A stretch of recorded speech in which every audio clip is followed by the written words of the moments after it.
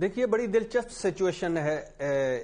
پہلے تو یہ ہے کہ جس کے پاس مقبولیت ہے اس کے پاس قبولیت نہیں، جس کے پاس قبولیت ہے اس کے پاس مقبولیت نہیں.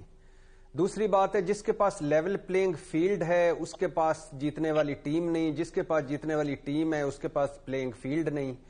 اور جس کے پاس امیدوار وہ لائن لگی ہوئی ہے اس کے پاس اتنی ووٹروں کی لائن نہیں، جس کے پاس ووٹر ہی ووٹر ہیں اس کی سکروٹنی اور اس کے اگلے مرحلے اتنے مشکل ہیں کہ پتہ نہیں کتنے امیدوار بچیں گے.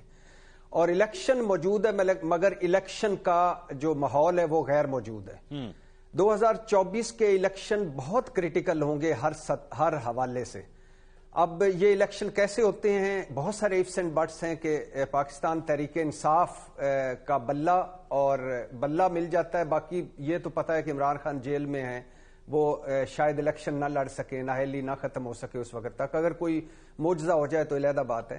تو لیکن اس کے علاوہ اب اس کو عمران خان کو باہر لانے یا ان کے الیکشن لڑنے سے اب کوئی اتنا زیادہ فائدہ یا نقصان نہیں ہوگا.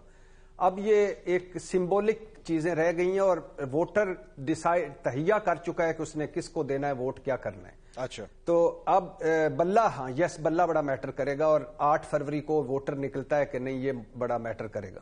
صورتحال بڑی دلچسپ ہے کہ ہر انٹرویو ہو چکا ہے عمران خان کے حوالے سے، ہر انٹرویو ہو چکا ہے حتیٰ کہ مانیکا کے نوکر تک کا.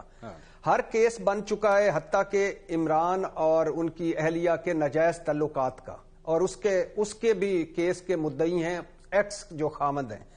اچھا 200 کے قریب صرف کیس ہیں عمران خان پر. پارٹی 3 دھڑوں میں بٹ گئی ہے یا ٹوٹ گئی ہے. عمران خان نااہلی ہے اور بلے کی جنگ چل رہی ہے، یعنی پارٹی کی سروائیول کا اتنا مسئلہ ہے. جلسہ جلوس ریلی چھوڑیں، کارنر میٹنگ کی اجازت نہیں ہے.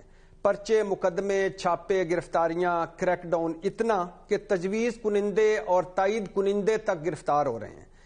اور عمران خان پر یہ ساری سیاسی جماعتوں کے بڑے کہتے ہیں بھائی جان ان دے کراس لگ گیا ہے. اب اب عمران خان کی سیاست ختم ہو گئی ہے، یہ ہو چکا ہے. لیکن اس کے باوجود عمران خان مقبول ترین سیاستدان ہے اس وقت ساروں سے. تحریک انصاف مقبول ترین جماعت ہے. ووٹر گھٹا نہیں بڑھ رہا ہے اور ووٹر کہیں جا نہیں رہا.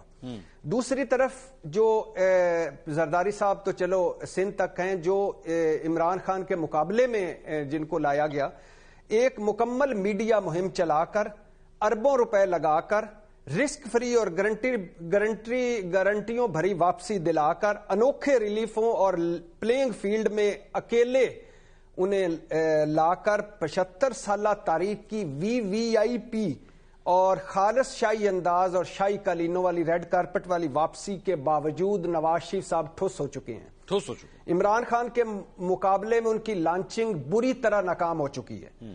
ہو سکتا ہے کہ ساڈی گل ہو گئی ہے کہ چھتری تلے وہ الیکشن جیت جائیں، کوئی سادہ اکثریت بھی لے جائیں، لیکن اب ان کے بس کی بات نہیں رہی. نواز شریف صاحب کو مینار پاکستان سے آج تک دیکھیں، اللہ ان کو صحت دے، لمبی عمر دے. ان کے ریفلیکسز کا کیا حال ہے، ان کی باڈی لینگویج کا کیا حال ہے، ان کی صحت کا کیا حال ہے، یا ان کے پاس کیا ویژن ہے، کیا پالیسی ہے، کیا روڈ میپ ہے، کیا خوشحالی ہے، کچھ بھی نہیں.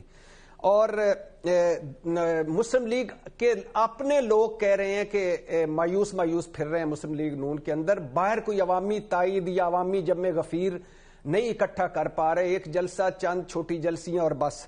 اور نہ ان حالات میں وہ مستحکم حکومت بنا پائیں گے، نہ چلا پائیں گے، اور مسائل حل کرنا ان کے بس کی بات نہیں. تو مطلب یہ ہے کہ سب وسائل میاں صاحب کی جیب میں ہیں.